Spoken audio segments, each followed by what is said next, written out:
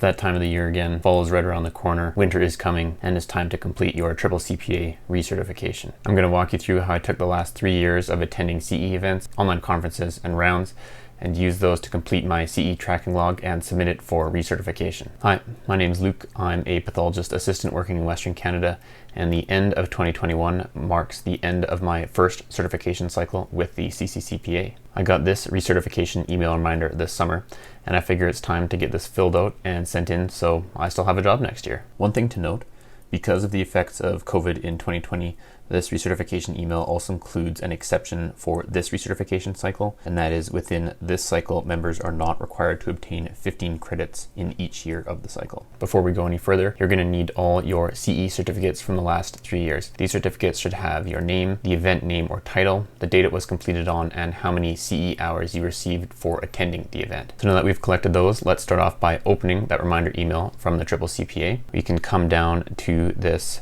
CE tracking and declaration form, and let's open that. Looking at this form, we can see that at the top we need to put in some of our personal information, some of which you can find in the reminder email you received earlier this year, such as the expiration date and certification date, and some, like your certification number, you can find on your CCCPA certificate or on the CCCPA website. Now, if for example you don't know what your CCCPA number is, you've lost this little certificate that you've gotten from them, don't despair. You can actually look this up on the CCCPA website. This page on their website, if you go to Certified Pathologist Assistants, you can see a list of all of them that exist in Canada. So if you just find yourself, track across, you can find this CCCPA or CPA number, and that is what is going to go in on the top of the form. So now that we know where to find that, let's go ahead and put our information in the top of this form. And now we can start putting in our actual CE events. Now, honestly, this part is a lot easier if you fill this form out as you get your CE certificates, because you'll probably have a whole bunch of them.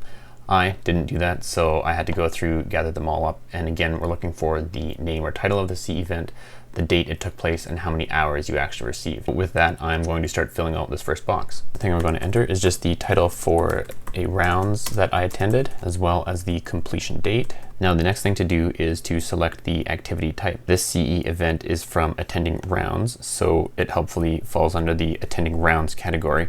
But if you aren't sure what your category is, you can actually take a look at this page from the CCCPA, where they will actually detail the different activity types and what falls under each of those categories. Then next we have to select the subject area this actually came from. This I'm going to put under anatomic pathology, and there are a couple other choices here as well. There's anatomic pathology, there's safety, and other interest area. Half your points, so 30 of them for this recertification cycle, need to come from anatomic pathology. Then at least one needs to come from safety, and the other can all come from this other interest area. Exact details of how many credits are needed in each area and minimum credit requirements per year can be found on that same recertification FAQ page that we just looked at. So with the rest of that information entered in box 1, that one is complete. I'm going to go through the rest of this form and fill everything else out for all my different CE certificates, and I'll see you back here in a second. And now that we're back, we've reached the end of the document. The last thing to do here is to total up all your CE credits, print this off, sign it, date it, and then scan a copy of this back onto your computer and send it to the email address provided at the bottom as a PDF. Send them your $75 and then you're good to go. If this video was helpful, please hit that like button on your way out, and I will catch you next time.